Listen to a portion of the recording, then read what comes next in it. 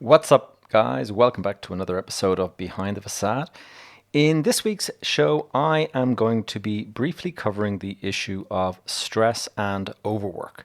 Now, why would I cover such a topic, you may be asking yourselves? Well, given the time of year that it is, there are many people out there who may well be facing a very stressful month, and perhaps the most stressful month of the year, in fact. So I appreciate now the Christmas festivity and the atmosphere could often mask that. But I do know I can relate myself to the fact that, if anyone is in business, you can actually feel a lot of pressure at this time of the year. And, that can also stand for you from a work or from a personal point of view. So anyway, guys, I'm going to get into that today a little bit. And so sit back and relax for a little moment while we examine how to deal with stress and overwork.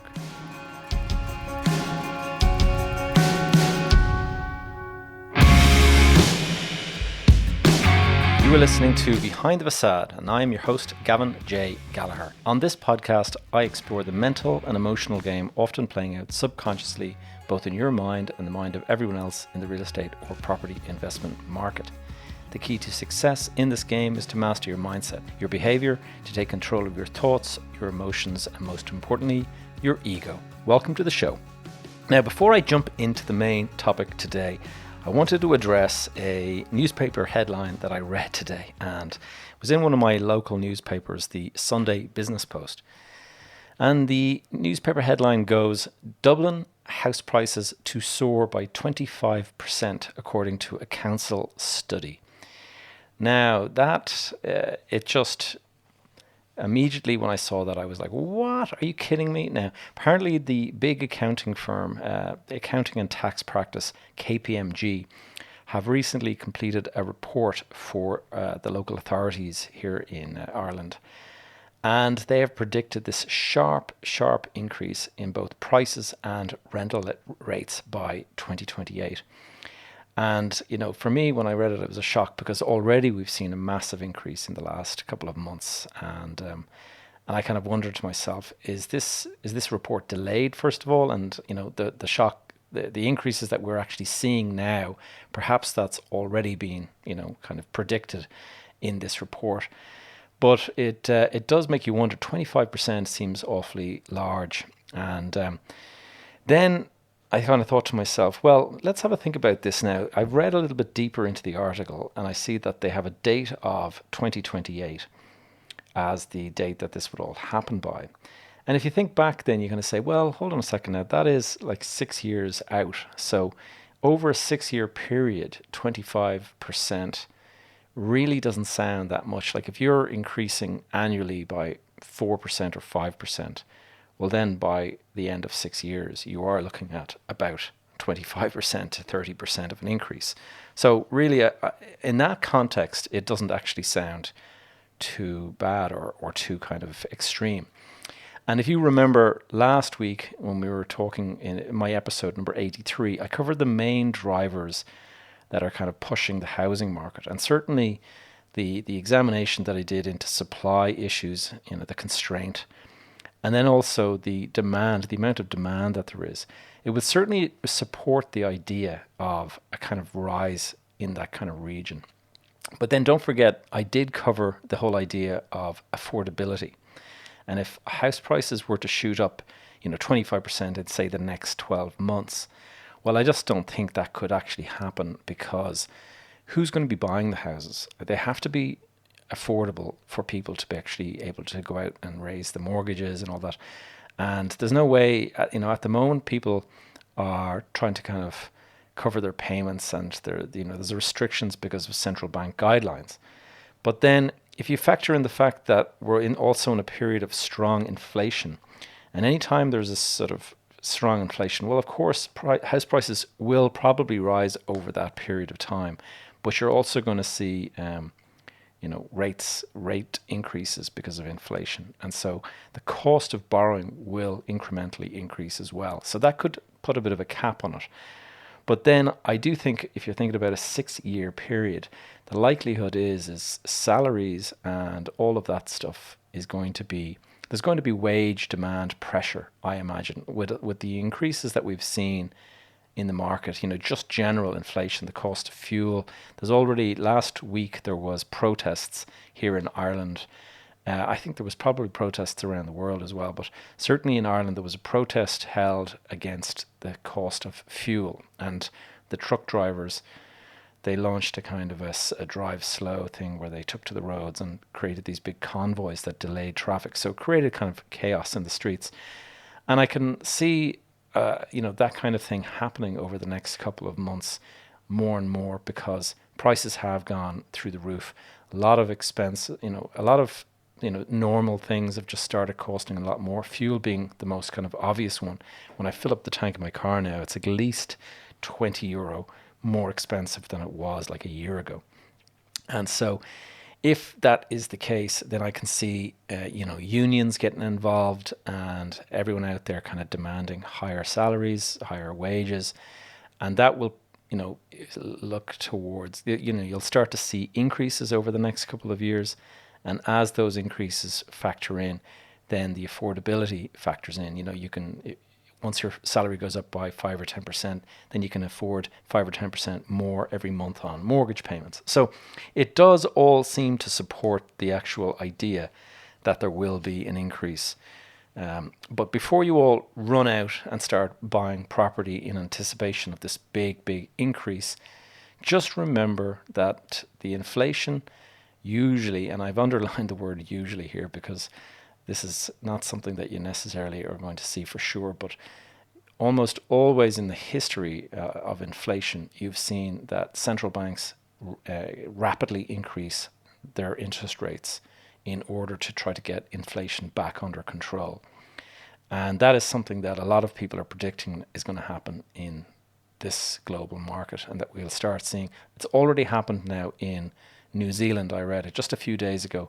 New Zealand's central bank has increased its borrowing rates in order to put a cap on inflation. So it's happening in real time here as we speak in New Zealand, and there's other markets now that are kind of predicting that that will happen. So as soon as that happens, you can watch your mortgage payment increase. And so just be careful that you don't run out and buy something without predicting or certainly anticipating an increase in your borrowing costs. And if you're able to go and borrow a load of money right now, it might be an idea to go and fix your rates. Now, don't go out there and say, Gavin told me to do that, but it's just something to consider, because there could well be a period now of rate rises. And so it might be possible for you to lock in your rates at a lower rate for a while. Anyway, just thought I wanted to mention that, because we are in crazy times, or cray-cray times, as my kids like to say. Now, before I get into the stress and overwork discussion, thought I would just also thank those people who responded last week to my mastermind offer. I've been blown away by the support, and I'm really looking forward to working with the new members who've signed up. And I think I have 1 or 2 spots left in the program. So if anyone is interested, send me a direct message and I'll keep the offer open for another 48 or 72 hours. Anyway, that's the end of that. Let's get into the main event. All right, how to deal with stress and overwork. As I mentioned at the intro at the start, December is a festive and jolly time, but for some people it can be very stressful. And if you have any kind of responsibility, for example, if you're a parent, you want to look after your family, you want your kids to have a great time, you want to provide for them, particularly young kids. There's the magic of Christmas and all that. You want to make sure that you can provide that. So that puts you under a bit of pressure. And then if you're a person who's working with any kind of responsibility within your role, you're going to probably find that it is a super, super busy and hectic time. Certainly I'm finding that at the moment. There's a lot of extra hours, a lot of extra shifts, a lot of extra, demand. There's crowds if you're out there shopping. There's, trying to get into restaurants. They're all booked up. Everything is just in this kind of crazy period at the moment. And that puts pressure on everybody. And of course, if you are a property investor, then those stresses are also prevalent at this time of the year. And often, one of the reasons for that is that you're trying to close your property deals. And I've seen it in the past, although I haven't noticed it so much this year, but in the past I've seen that the the government will have announced some increase in the property taxes or something, and they will be making it, that it's not retrospective. So if you have any properties bought in, say, this particular year, then you're safe. But if it goes into the next year, you'll be paying that increase. And so, of course, there's this mad scurry to try to get the deal closed before the end of the year so that you don't pay those extra taxes. And that's very real. Like I've experienced that, where you're literally shouting at solicitors and stuff to try to get the deal over the line before the end of the year. And it can be very difficult because December, everyone's getting invited out. There's a lot of client entertainment going on and stuff. And so I can remember back when I was a younger man, back in the years, the crazy years of the early 2000s, and it was new to business, so this Christmas thing was quite kind of new to me, and I can remember for the month of, those 4 weeks running up to the Christmas kind of holiday, I think I was out nearly 5 or 6 nights a week, just going to dinners and being invited to be entertained by people and doing my own entertaining and stuff. Just crazy and very bad for the health. But that's one thing that could be driving you, bonkers at the moment if you're trying to get a deal over the line. The other thing that might be causing you, and something that I'm currently going through, is preparing budgets for 2022. Now, I'm actually in the process of, I've prepared 1 or 2 budgets, and I'm already, finalizing 1 or 2 others. But I have about 6 budgets to prepare for 2022. And then I have to go and meet with all the stakeholders before the year ends and present to them, take their comments and feedback and things like that. And all of that has to be done while you're being invited to all this kind of entertaining and stuff. So I do get it. The pressure can be on out there. So how do you deal with it? To start with, a lot of the time it comes down to your mindset and your good old behavior control, or as I like to call it, discipline. Now, I was actually thinking this today. Probably one of the most important traits that you need for any kind of success in life is really discipline and focus. And I would put those two at the very top. Now, in the past, I've referred to the 6 R's of real estate, and 2 of the ones at the very beginning were, to have a roadmap and to have resilience. And I totally, stick by that. However, if you want to kind of rank the top things that you really need, I would actually say that, for people that are at the very beginning of their journey, you definitely need to have focus and discipline at the beginning of the journey, because if you don't have those 2, then you're not going to achieve enough to actually get to the point where you need a roadmap or the resilience. I mean, it all starts with focus and discipline. And, there's that old analogy about focus. If sunlight, we all stand out in the warm sunshine and it's fantastic. Nice warmth on your back and whatever. But you go and take out a magnifying glass, that will burn through paper because it's focused. And that's just what focus does. Discipline, obviously, you can decide how you want to spend your day, and you can flit it away on your phone, flipping through Instagram feeds and things like that, or you can get the work done that you need to get done. And so focus and discipline, just what you're doing. And then after that, I would say consistency and patience. Consistency is really also important because it's kind of like, I suppose you could call it like compound interest. If you're doing something every day, if something positive every single day, consistently in and out, you will see this kind of compound interest of the benefits of that over time. And that's why you need the patience, because it does take time. Anyway, I digress. The reason I mention mindset and discipline is because you can easily convince yourself that you're going to be super busy and super stressful, and this is going to be a dreadful month. And sure enough, that is exactly what you will experience. And I don't mean this in a kind of woo-woo kind of way. I actually have seen it myself.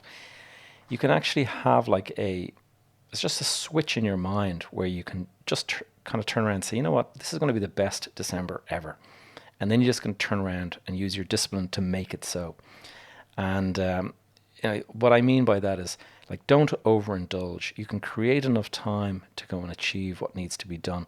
Just make sure you're not going out there and burning the candle at both ends. And I've certainly done that in my past, and it doesn't do you any good to kind of wake up with hangovers or having overeaten, because if you overeat, you're not going to have a good night's sleep, and that's going to impact you the following day. And if you're going into work groggy, then of course your ability to kind of tick off the tasks that you've put down for yourself to achieve this week, they're going to be the things that suffer. And so it has this knock-on impact. So just bringing a little bit of discipline and mindset will actually help you kind of win out the month. Remember to play the long game and watch your health during this period. I mean, if you don't allow for your daily fitness regime to get the focus that it needs, or to get the priority that it needs, then you're going to fall behind. And then of course we all see January the 1st, everybody is out there kind of joining gyms and stuff like that. I remember last year I was quite proud of myself. I decided that I was going to go on an intermittent fast I think I did it for like 6 or 8 weeks before Christmas. And I decided that I would stop on the day of Christmas, as opposed to, allowing myself to overeat. Working from home during lockdown and things like that can be kind of difficult. So last year was one of those times, and I can remember I ended up losing quite a few kilos, and I felt really proud of myself, that I had not overdone it. And so I went into January feeling pretty strong. Now, it does help that I was training for an Ironman at the time. So, of course, the workouts and stuff like that are pretty brutal. But I know it sounds a little bit easy to say, just, turn a switch in your mind, and that's all you need to do, and it's all going to be fine and dandy. But it literally is often just a decision, and you just have to kind of create the right mindset around it. Now, for example, have you ever experienced when you have a flight to catch early the next morning, and you have to set your alarm for like 4 a.m. or something like that? Have you ever struggled to wake at 4 a.m. when you have a flight to catch? I've never had a struggle. I've never struggled to get out of bed at 4 a.m. when I have a flight to catch.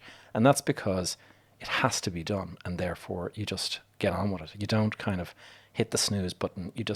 Your mind tells you that this is important, and you get on with it. And the very same thing would happen if your doctor told you that your health is in a really difficult or a very risky kind of place, and that you need to be very, very careful. If you want to live another couple of years, you need to be very, very disciplined. Sure enough, that statement is going to change your life. You are going to suddenly be very, very disciplined person, but it's simply a decision. You can simply, because the doctor has told you this, it's kind of flipped a switch in your mind, and suddenly you find it easier to be disciplined. But why is it that when the stakes are not high, that discipline sort of disappears? It's really just a decision, and it's just how serious and whether or not you value the outcome at the other end. And so it's all about kind of knowing what your outcome is. Know what your goals are. What are your long-term goals? Do you know what you're aiming for, and is that what you're hoping to achieve? And if you know what you want to achieve, then I do think it can be easier to be disciplined, as long as you have that kind of focus on the long game. So what else am I going to talk about here? I'm going to just in one more example, actually. It just pops into my head as I'm thinking about it, and that is that there's the mind plays a lot of tricks. And if I was to put a load of paving slabs that are the typical size of a paving slab, I think a 600 mil square. If I was to put a line of paving slabs on the ground stretching for, say, 20 meters, and I was to tell you to walk along those paving slabs, you would have absolutely no difficulty whatsoever to walk 20 meters without falling off those paving slabs. Now, if I was to bring you to the top of a 20-story building and put you up on the parapet wall on the edge of that building, 600 mil paving slabs in 20-meter long line, absolutely the exact same thing that you can do when it's on the ground, when there's no risk at all.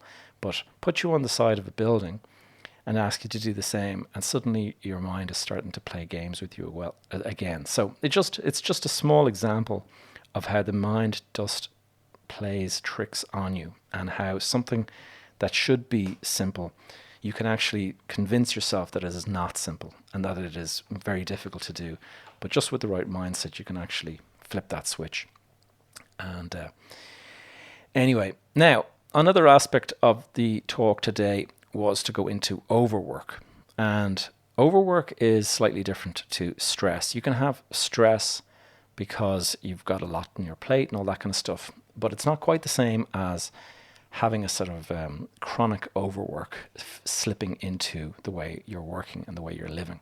And I've experienced this in the past, back in 2008, when the world had turned upside down. Certainly for me, it had with the Lehman Brothers collapse. And I can remember this real sense of chronic overwork, and in the end, burnout. And I was frantically trying to save my business, my investments, and it was like spinning 50 plates. Just every time you're just finished spinning one plate, you're seeing another one about to fall off the stick at the other end, or juggling so many balls in the air. It's just there's a feeling of just, this is pointless. Like everything, it's just, I can't keep this going. It's going to all come crashing down. And I can remember particularly the feeling of burnout when it was actually one of my birthdays. I can't remember which one, but it was probably in my kind of mid-30s, maybe 36 or something like that. And I was in Spain, and it was a lovely evening, and my mother and my brother and my sister, they were all in Spain to kind of celebrate with me for my birthday. It was my mom's birthday a few days before that. And I was sitting at my computer doing these kind of urgent emails that had to go out because, the big deal I was working on was at the verge of collapse and stuff like that. And I can remember my family all sitting outside having a great time, drinking champagne and stuff that I should have been enjoying as well on my birthday. And I was stuck inside sending these urgent emails, like not fun at all. And is it any wonder that I kind of suffered burnout back in those days? Now, how do you spot when, there's early signs, and I had seen the early signs, but I took no notice of them because, you're actually in the middle of this dreadful, it's just a really frantic time, and it's hectic, and you can kind of convince yourself that this is the most important thing, and you don't notice the warning signs that are kind of starting to pop up. And maybe you do know that there's something wrong, but you feel like what you're dealing with is so important that it cannot be ignored. But the reality is that you may be ignoring something else that is even more important. You may be ignoring your health.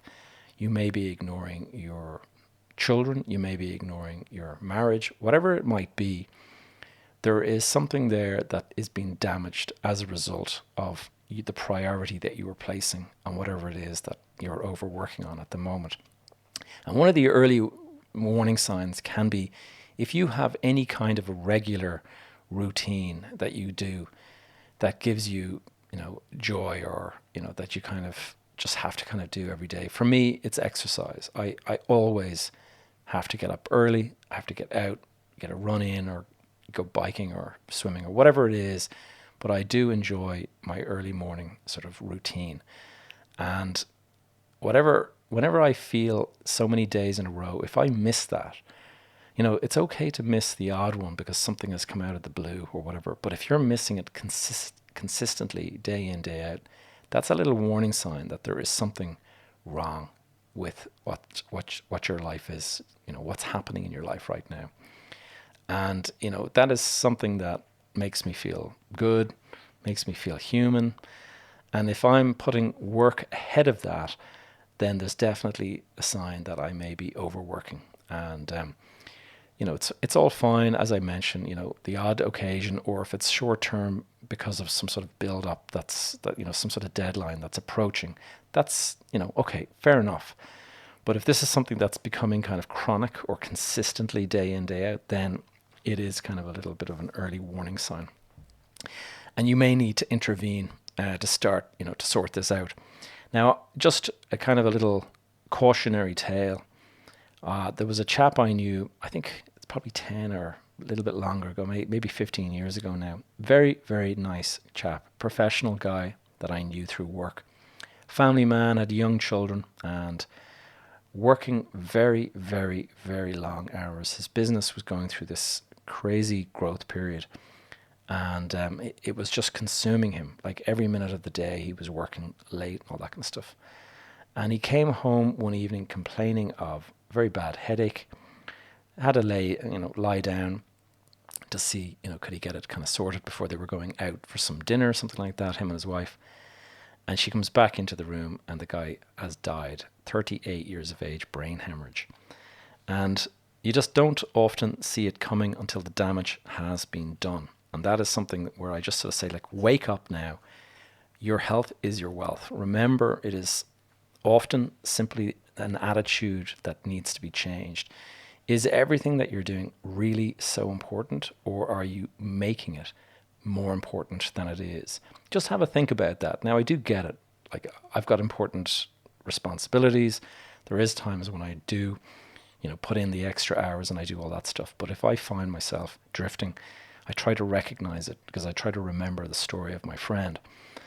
And have you ever, here's an idea just to try to kind of maybe rectify it now if you're in that situation. Have you done a time audit on your activities? Are there any tasks that you could kind of have a look at and run through the 4Ds of time management? And if you haven't heard the 4Ds of time management, there's something that I often look at quite carefully. And if you just draw, get out a page and draw a line down the middle, and then turn it into a cross. So you've got 4 sections on your page. And the first section is one section on to do. And that is if it's urgent and if it's important, and it literally has to be done right now, today. That is your priority for the day. Get that done. And you might have other things that are on that, in that box, that are priorities. You've got to go and assign each of those a day, and that will become your top 5 things to achieve this week, or whatever it might be. And those are important. Now, in the next box, there is going to be number 2, and that is for delay. Those are things that are still important, but they are not urgent. And what's important to remember is when they're not urgent, they become urgent at some point in the future. But you don't need to do it right this second, but do make sure that you schedule it. And so delay it for a week or whatever needs to be done, but do schedule it into your diary to be done. So you're deferring it initially from today, but you are still keeping it there as an important item to be scheduled. The next is on the lower section. You're going to have the third box, and that is delegate. And these are items that are not so important and not urgent. Well, urgent but not so important, we'll say. You've got to, first of all, you've got to review whether it's absolutely necessary for you to do this task, or can it be delegated? Now, I often find that I'm working on something and I just automatically picked it up and started working on it. And you got to think to yourself, hold on a second, anybody could do this. Like, it doesn't require my particular skill, and therefore that is a task that needs to be delegated. Now, the fourth box, and this is probably the most important one, is delete or discard. And it's the fourth box, and it's not important and it's not urgent. And that is literally not worthy of delegation to anyone. Like, just, it's a waste of time and resources. You don't want to be handing that over to somebody else to do for you, because it's actually of no value to anyone. And just run those things through if you're working on if you have a huge big to-do list, that is often a sign that you're not prioritizing properly. And it's important to kind of review what you're doing. Are you delegating correctly? Are you, working on what needs to be done? Or have you got this kind of busy work that is just keeping you kind of spinning all the plates, but it's actually not going to achieve anything? It's worth having a review of that, because, again, your health, your family, whatever it is that you value, a lot of the time we can put those on the kind of back burner while we're imagining that this is super urgent, what we're working on right now, and perhaps it isn't just that important. Anyway, I thought it was worth going over those 2 items today, just given the fact that we are speeding towards the end of the year. And certainly I've experienced this in the past. My morning routine tends to suffer whenever I'm going through a period of stress or overwork. And if I find I've missed too many days in a row of, say, my meditation or my journal exercise that I do in the morning, and definitely if I miss so many days of exercise, then I know it's a hint that there's something going on, that I'm pointing in the wrong direction, and I need to change direction and sort of get things back on track. Your health and well-being is completely linked to your ability to provide for and support your family. Don't ever lose sight of that. All right, guys, that is the show. Catch you all next week. Thanks for tuning in to another episode of Behind the Facade. If you enjoyed this or found it useful, please take a moment now to leave a review on iTunes, or indeed share it with a friend. If you have any questions or topics you'd like me to cover in future episodes, please connect with me via the Facebook group Behind the Facade Community. Alternatively, send me a direct message on social media. My handle, as always, is Gavin J. Gallagher. You can stay up to date with all of the projects and things I'm working on by joining my tribe, adding your name and email over at gavinjgallagher.com. That's all for now, guys. See you back here next week.